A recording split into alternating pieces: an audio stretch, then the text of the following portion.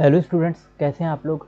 आज हम लोग पढ़ने वाले हैं ये sexual reproduction in flowering plants में एपोमिक्सिस और पॉली एम्ब्रियोनी के बारे में। इससे पहले हम लोग डबल फर्टिलाइजेशन और फ्लावर के मेल और रिप्रोडक्टिव पार्ट्स के बारे में पढ़ चुके हैं। आज हम लोग पढ़ेंगे एपोमिक्सिस और पॉली एम्ब्रियोनी। ये थोड़ा स्पेशल फिनोमिना होता है जो फ्लावर में होता है, तो इसके बारे में आज हम लोग जानेंगे। सबसे पहले अगर आपने चैनल को सब्सक्राइब नहीं किया तो चैनल को सब्सक्राइब जरूर कर लीजिए। और इससे पहले की वीडियोस हमारे यूट्यूब चैनल पे प्लेलिस्ट पे पड़ी हुई हैं, वहाँ उसको आप जो है देख सकते हैं। इससे पहले की जो भी वीडियोस अगर आपने नहीं देखे, इससे पहले के लेक्चर्स, इससे पहले के टॉपिक जो है, तो वो आप एक बार चेक कर सकते हैं हमारी प्लेलिस्ट से। आपने अगर वीडियो को लाइक नहीं किया तो वीडियो को लाइक ज़रूर कर लीजिए और चैनल को सब्सक्राइब कर दीजिए। आज हम लोग बात करेंगे यहाँ पे एपोमिक्सिस और पॉलीएम्ब्रियोनी के बारे में। तो सबसे पहले इसमें हम लोग देखते हैं कि फिनोमिना क्या है, एपोमिक्सिस या पॉलीएम्ब्रियोनी जिसको कहते हैं। ये फिनोमिना होता क्या है। एपोमिक्सिस जब बोलते हैं कब इसकी सीड्स विदाउट फर्टिलाइजेशन, इसको शॉर्टकट में अगर हम लोग देखें तो क्या होता है, सीड्स विदाउट फर्टिलाइजेशन, यानी बिना मेल और फीमेल गेमेट के मिले ही सीड्स बन जाती हैं। ठीक है, तो इसको हम लोग बोलते हैं एपोमिक्सिस। सीड्स कैसे बनेंगी बिना, जैसे कि जनरली हम लोग क्या देखते हैं कि मेल फीमेल गेमेट मिलते हैं प्लांट में और फिर वहाँ पे जाइगोट बनता है और जाइगोट से फिर क्या होता है, एम्ब्रियो बनता है और उससे सीड का फॉर्मेशन होता है, यानी फर्टिलाइजेशन के बाद सीड बनता है। लेकिन यहाँ एपोमिक्सिस में क्या होता है कि बिना फर्टिलाइजेशन के ही सीड बन जाते हैं, यानी मेल फीमेल गेमेट के बिना, जाइगोट के बने बिना ही यहाँ पे क्या बन रहा है, सीड बन रहा है। तो ये कैसे पॉसिबल है। तो होता असल में क्या है कि जैसे कोई फ्लावर है तो फ्लावर पे पॉलन ग्रेन जब आता है ना, फ्लावर है जैसे ये, इसका स्टाइल है, ये ऊपर स्टिग्मा है, ठीक है, और नीचे ओवरी है। इस तरह से पूरा इसका स्ट्रक्चर है। और ओवरी में यहाँ पे इसका फीमेल गेमेट यानी एग सेल है। तो होता क्या है कि वो जैसे पॉलन ग्रेन आया इस पे, जैसे ही पॉलन ग्रेन आएगा, जैसे ही पॉलन ग्रेन आएगा यहाँ पे स्टिग्मा को मैसेज मिलता है कि पॉलन ग्रेन आ गया।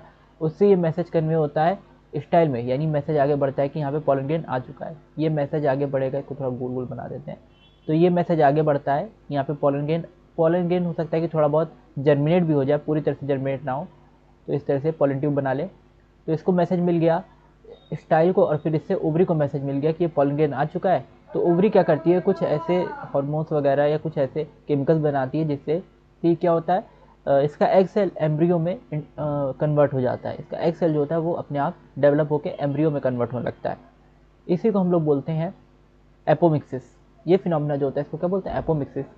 यानी बिना फर्टिलाइजेशन, मेल गैमेट अभी फीमेल गैमेट के पास नहीं है, यानी एग सेल के पास नहीं है, लेकिन फिर भी यहाँ पे क्या हुआ कि जाइगोट एम्ब्रियो का फॉर्मेशन हो गया। तो एग सेल से, एग सेल में क्या होने लगते हैं, मियोसिस वगैरह होने लगते हैं। एग सेल में जो क्लीवेज वगैरह होने लगते हैं, तो वहाँ पे क्लीवेज होने लगे और क्लीवेज से फिर क्या हुआ कि उसमें एम्ब्रियो बन गया। इसी को हम लोग बोलते हैं एपोमिक्सिस। तो ये फिनोमिना जो जनरली हमें देखने को मिलता है एस्टीरिएसी और ग्रासेस, ठीक है, इन चीज़ों में देखने को मिलता है। यानी एस्टीरिएसी में सनफ्लावर वगैरह भी आते हैं और ग्रासेस में भी देखने को मिलेगा, ग्रासेस जैसे घास वगैरह हो गए। तो इसमें भी यानी मोनोकॉट्स में भी देखने को मिल रहा है और किस में देखने को मिल रहा है, डाइकोट में भी, दोनों में एस्टीरिएसी जिसमें सनफ्लावर वगैरह आते हैं, तो इसमें भी देखने को मिल रहा है। तो एपोमिक्सिस का क्या हुआ, एपो का मतलब होता है लैक, लैक करना, कमी होना किसी चीज़ का, मिक्सिस मतलब फर्टिलाइजेशन। तो यहाँ पे फर्टिलाइजेशन नहीं होता, उस चीज़ की कमी होती है। तो सीड्स जो बनते हैं बिना फर्टिलाइजेशन के बनते हैं। और कैसे बन रहे हैं कि पॉलिनेशन जैसे आ रहा है तो इसको इंडक्शन एक मिल जाता है ओवरी को कि वो एग सेल को एम्ब्रियो में डेवलप कर देती है और इस तरह से सीड बन जाते हैं बिना फर्टिलाइजेशन के। तो इसी को हम लोग बोलते हैं एपोमिक्सिस। और ये ग्रासेस वगैरह में या एस्टेरेसी वगैरह में देखने को मिलता है। और यहाँ पे क्या दिया हुआ है, ये असेक्सुअल रिप्रोडक्शन होता है। एपोमिक्सिस क्या होता है, असेक्सुअल रिप्रोडक्शन, और ये मिमिक करता है सेक्सुअल रिप्रोडक्शन की तरह ना। तो पूछा जा सकता है कि कौन सा जो प्रोसेस है वो असेक्सुअल रिप्रोडक्शन होता है, लेकिन सेक्सुअल रिप्रोडक्शन की तरह मिमिक करता है।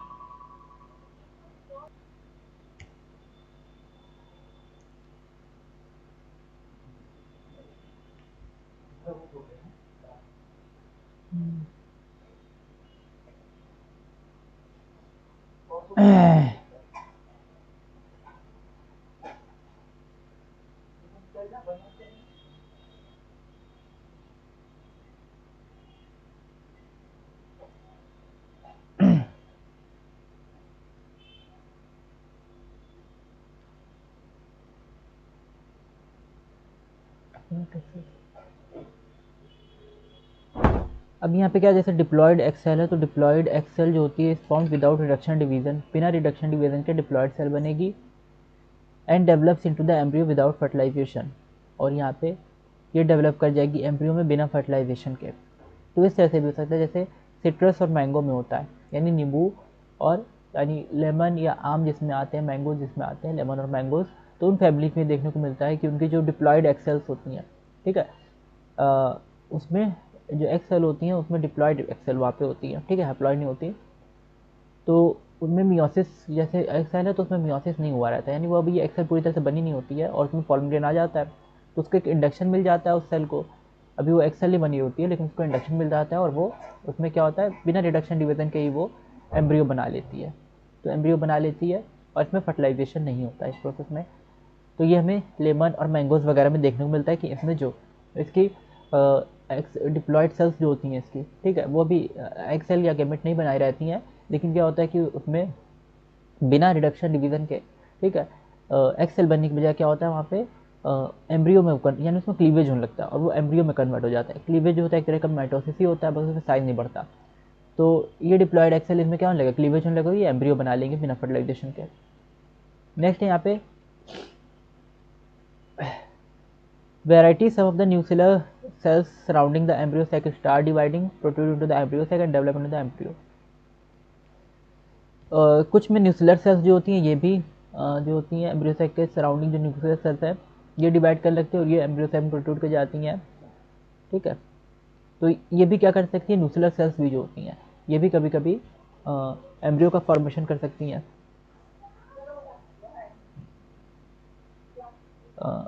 इन such species each ovule contains many embryos, तो इसमें बहुत सारे एम्ब्रियोज देखने को मिल सकते हैं। जब न्यूक्लियर सेल्स प्रोट्रूड कर जाएंगी और वो एम्ब्रियो सैक के अंदर जाके डिवाइड होने लगेंगी, तो वहाँ पे क्या होगा, protrude into the embryo sac and develop into embryos, ठीक है, इनटू द एम्ब्रियोज, बहुत सारे एम्ब्रियोज बना लेंगी न्यूक्लियर सेल्स, ठीक है। उनको सिग्नल मिलेगा तो उसकी जो सेल्स है ओवरी की न्यूक्लियर सेल्स वो क्या करेंगी, एम्ब्रियो के अंदर चली जाएंगी, एम्ब्रियो सैक के अंदर, और वहाँ पे वो एम्ब्रियो में डेवलप होने लगेंगी। तो इसमें बहुत सारे एम्ब्रियो देखने को मिलते हैं।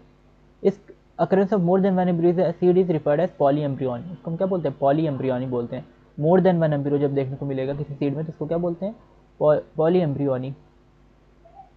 तो ये भी कंडीशन देखने को मिलती है कि एक से ज़्यादा सीड्स होते हैं, जैसे हम देखें पपाया वगैरह में, ठीक है, तो बहुत सारे सीड्स होते हैं, वाटरमेलन में देखें बहुत सारे सीड्स होते हैं। पॉलीएम्ब्रियोनिक तरह से कंडीशन यहाँ पे मिल रही होती है कि इसमें क्या होता है, न्यूक्लियर सेल्स जो होती हैं वो न्यूक्लियर सेल्स जो होती हैं वो अंदर चली जाएंगी एम्ब्रियो सैक के, और उनको बाहर से क्योंकि इंडक्शन मिल रहा है वहाँ पे, ये पॉलन ग्रेन आ गया, तो वो क्या होगी, क्या बिना फर्टिलाइजेशन की वहाँ पे क्या हो जाएंगी, वो डेवलप होने लगेंगी सीड, और क्या बना लेंगी, बहुत सारी सीड्स बना लेंगी। तो इस तरह से पॉलीएम्ब्रियोनी होती है। तो यहाँ पे दो चीज़ें हमने देखी, सबसे पहले देखा एपोमिक्सिस और दूसरा देखा पॉलीएम्ब्रियोनी, ठीक है। एपोमिक्सिस में क्या हो रहा है कि बिना फर्टिलाइजेशन के सीड बन रहा है, ठीक है, और पॉलीएम्ब्रियोनी में क्या हो रहा है, यहाँ पे फर्टिलाइजेशन नहीं हो रहा है, या कभी कभी एक फर्टिलाइजेशन तो हो जाता है लेकिन एक से ज़्यादा जो वहाँ पे सीड बन जाते हैं। यहाँ पे जब ज़्यादा सीड बन रहा है, एक से ज़्यादा सीड बन रहा है, तो इसको बोलते हैं पॉलीएम्ब्रियोनी।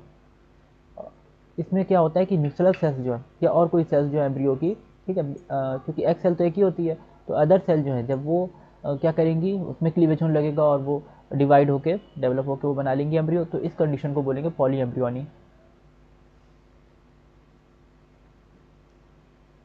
अब ये क्या कहे जाते हैं, क्लोन्स कहे जाते हैं, क्योंकि असेक्सुअल रिप्रोडक्शन का ये एक टाइप है, ये एपोमिक्सिस जो असेक्सुअल रिप्रोडक्शन का टाइप है, तो इसको हम क्लोन्स भी बोलते हैं। क्या बोलते हैं, क्लोन्स। इनकी सेम साइज वगैरह होती है। Food and vegetable crops are being ना, क्लोन्स क्या होते हैं, क्लोन्स जो सिमिलर होते हैं स्ट्रक्चर वगैरह में। तो ये जितने भी सीड्स होते हैं एपोमिक्सिस में, जो सीड प्रोड्यूस होते हैं क्या होते हैं, एक दूसरे के सिमिलर होते हैं। बनाना वगैरह जैसे हो गया, उसमें पार्थेनोकार्पी भी देखने को मिलती है। तो यहाँ पे क्या होता है, ये क्लोन्स एक दूसरे के बनते हैं एक जैसे। Hybrid varieties of several of our food and vegetables crops are being extensively cultivated. और यहाँ अब ये थोड़ा सा थ्योरी यहाँ पे लिखी हुई है हाइब्रिड वेराइटीज़ के बारे में, ठीक है। ये आजकल हाइब्रिड वैरायटी का हम लोग यूज़ कर रहे हैं, मतलब दो डिफरेंट वैरायटी को मिला के नई वैरायटी बना के और उसका हम लोग यूज़ करते हैं, ठीक है। जैसे ग्रीन रिवोल्यूशन जब था, ग्रीन रिवोल्यूशन तो उस टाइम पे बनाई गई थी सेमी डॉफ वैरायटी, वीट की सेमी डॉफ वैरायटी बनाई गई थी, ठीक है, मैं स्वामीनाथन ने इंडिया बनाई थी। तो ये हाइब्रिड वैरायटी है। हाइब्रिड का कल्टिवेशन यहाँ पर हम लोग करते हैं। ट्रेमेंडसली इंक्रीज प्रोडक्टिविटी, इससे क्या होता है प्रोडक्टिविटी बढ़ जाती है, तो प्रोडक्टिविटी पे असर पड़ता है, इससे प्रोडक्टिविटी इंक्रीज हो जाती है। और ये क्या है कि इसको हम हर साल प्रोड्यूस कर सकते हैं, seeds have to be produce every year. एक प्रॉब्लम इसमें क्या है हाइब्रिड सीड्स में, ठीक है, कि हाइब्रिड सीड्स जो होती हैं ये अपने आप नहीं बनेगी, जैसे या बन भी गई तो वो क्या नहीं होगी, जो होती है फर्टाइल नहीं होती वो सीड्स। तो हाइब्रिड सीड जो होती हैं ये एक बार तो हम बना लेते हैं हाइब्रिड सीड्स को, लेकिन अगली बार फिर से वैसी हाइब्रिड सीड नहीं मिल पाती हमको, तो इनको हर साल प्रोड्यूस करना पड़ता है। ये एक इसकी प्रॉब्लम होती है हाइब्रिड सीड की। हो सकता है क्वेश्चन एग्जाम में आ जाए कि हाइब्रिड सीड की प्रॉब्लम के बारे में। तो हाइब्रिड सीड की प्रॉब्लम क्या है कि इसमें ये इसका एक डिसएडवांटेज है। हाइब्रिड सीड जो यूज़फुल तो होती हैं, इसमें ज़्यादा जो है कैरेक्टरिस्टिक्स होते हैं, लेकिन इसके एक प्रॉब्लम ये भी है कि इसको हर साल प्रोड्यूस करना पड़ता है, यानी हर साल क्रॉस कराना पड़ेगा और इसे प्रोड्यूस करना पड़ेगा हाइब्रिड सीड को।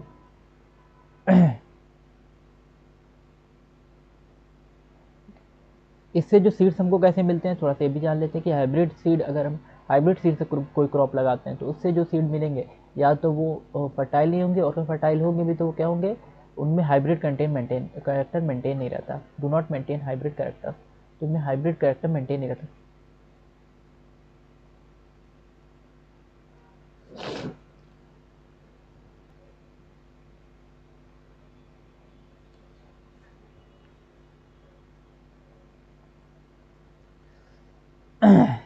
हाइब्रिड सीड कॉस्टली, और इसके एक और डिसएडवांटेज क्या है, ये कॉस्टली होती है। हाइब्रिड सीड क्या होती है, कॉस्टली होती है, यानी इसमें इसका जो वैल्यू है, क्या कहते हैं, इसका प्राइस वगैरह बहुत हाई होता है, तो ये नॉर्मल फार्मर्स वगैरह इसको अफोर्ड करने में उनको प्रॉब्लम होती है। तो हाइब्रिड सीड्स जो होती हैं कॉस्टली होती हैं, एक्सपेंसिव होती है, too expensive for the farmers. If these hybrids are made into apomicts, these are no segregation, there is no segregation of character in the hybrid progeny. और एपोमिक्सिस का एक अब यहाँ पे एडवांटेज भी दिया हुआ है, ठीक है। हाइब्रिड के बारे में तो कुछ डिसएडवांटेज हमने देख ली कि हाइब्रिड सीड क्या होती है। हाइब्रिड सीड के यूज़ तो बहुत की जा रही है, किसकी एडवांटेज थी, और लेकिन इनका और क्या है कि इसमें प्रॉब्लम क्या है, इसमें डिसएडवांटेज क्या है कि इसको हर साल प्रोड्यूस करना पड़ेगा इस तरह की सीड को, मतलब हर बार क्रॉस करना पड़ेगा डिफरेंट वेराइटी के प्लांट को, तब जाके ये सीड मिलेगी। ऐसा नहीं कि एक बार हम प्लांट उगा दिए, उससे जो सीड मिली फिर उससे अगली जनरेशन में नेक्स्ट हाइब्रिड प्लांट उगा लिए, तो ऐसा नहीं पॉसिबल है इसमें। हाइब्रिड कंडीशन में हर साल हमें डिफरेंट वैरायटी को क्रॉस कराना पड़ेगा, फिर उससे जो सीड मिलेगी फिर उससे उसकी सीड जो बनेगी तो उसको फिर ग्रो कराने पे हाइब्रिड क्रॉप होती हैं। तो ये है। नेक्स्ट इसमें क्या इसका डिसएडवांटेज कि इसमें हाइब्रिड कैरेक्टर मेंटेन नहीं रहता। अगर उसको हम नॉर्मली ग्रो करेंगे, एक सीज़न तो ग्रो कर लिया, अगली सीज़न अगर फिर से ग्रो करना चाहेंगे हाइब्रिड क्रॉप को तो, या हाइब्रिड सीड को, तो उसमें अगर सेम हाइब्रिड क्रॉप की हम लोग सीड यूज़ कर रहे हैं तो उसमें हाइब्रिड कैरेक्टर मेंटेन नहीं रहेगा, और ये काफ़ी कॉस्टली भी होते हैं, यानी बहुत ज़्यादा इसकी प्राइस वैल्यू होती है, फार्मर्स को अफोर्ड नहीं कर सकते।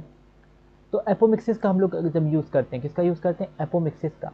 एपोमिक्सिस का यूज़ करते हैं हाइब्रिड सीड के लिए, यानी हाइब्रिड क्रॉप हमने उगाया और वहाँ पे उसका एपोमिक्सिस कराया, कुछ केमिकल्स वगैरह से हार्मोन्स की हेल्प से एपोमिक्सिस हम लोग कराते हैं। तो इसमें कोई सेग्रीगेशन नहीं होता करेक्टर का हाइब्रिड प्रोजेनी में।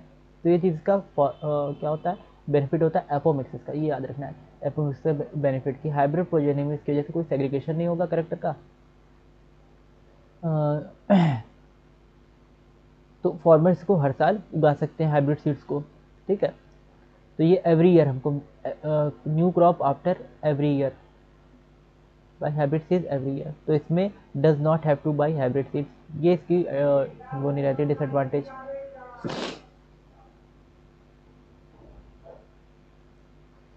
ठीक है। एपोमिक्सिस का क्या है एडवांटेज इसमें, हाइब्रिड सीड इंडस्ट्री में एपोमिक्सिस का एडवांटेज होता है हाइब्रिड सीड इंडस्ट्री में, ये भी याद रखना है।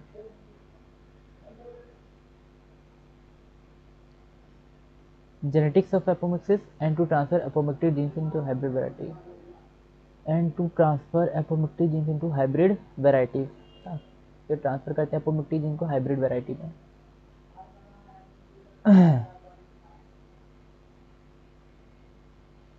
ठीक है। तो यहाँ पे एक और चीज़ होती है कि जब भी हम लोग एपोमिक्सिस वगैरह कराएंगे तो उसके जो एपोमिक्टिक जीन्स होंगे वो नई नई वैरायटी में, हाइब्रिड वैरायटी वगैरह में जाते रहेंगे, ठीक है। यानी बार बार हमको एपोमिक्टिक या एपोमिक्सिस कराने के लिए अलग से हार्मोन या केमिकल्स वगैरह यूज़ करने की ज़रूरत नहीं पड़ सकती है, क्योंकि वहाँ पे एपोमिक्टिक जीन जो है वो भी हाइब्रिड वैरायटी में साथ साथ में जा रहे हैं ना। तो ये इसका फ़ायदा होता है एपोमिक्सिस का।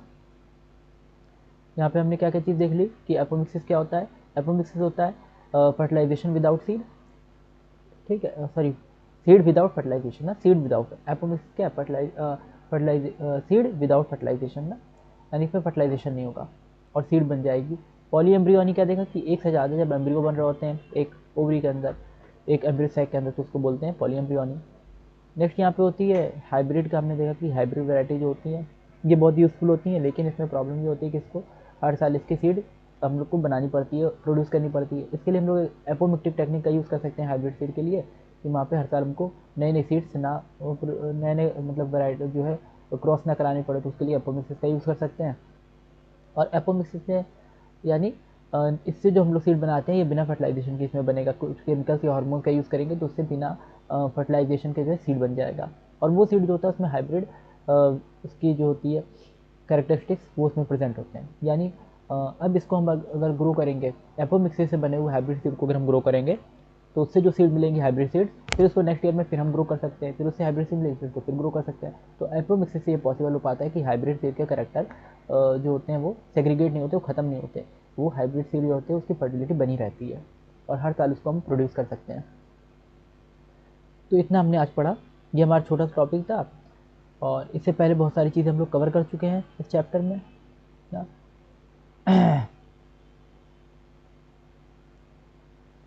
एक समरी भी यहाँ पे दी हुई है, ठीक, कि हमने क्या क्या पढ़ा। फ्लावर्स क्या होते हैं, सीट ऑफ सेक्सुअल रिप्रोडक्शन, ठीक है। फ्लावर में क्या होता है, एंड्रोशियम होता है, ये सब हम लोग पढ़ चुके हैं। और stamens represent the male reproductive organ, stamen क्या रिप्रेजेंट करता है, मेल रिप्रोडक्टिव ऑर्गन को, ठीक है। गाइनोशियम जो होता है ये पिस्टिल भी इसको बोलते हैं और ये रिप्रेजेंट करता है फीमेल रिप्रोडक्टिव ऑर्गन को ना। एंथर कैसा होता है, तो बाइलोब्ड होता है एंथर ना, इसमें दो लोब होते हैं, डाइथिकस होता है एंथर, ठीक है। टेट्रास्पोरेंजिएट होता है, बाइलोब मतलब इसके अंदर दो लोब होते हैं, एंथर जो बनाते थे हम लोग, ठीक है, इस तरह का बाइलोब्ड ना, दो दो लोब हैं, डाइथेकस है, हर लोब में दो हिस्से हैं, जैसे ये एक लोब हो गया और इधर एक लोब हो गया, इसमें दो हिस्से हैं, ठीक है।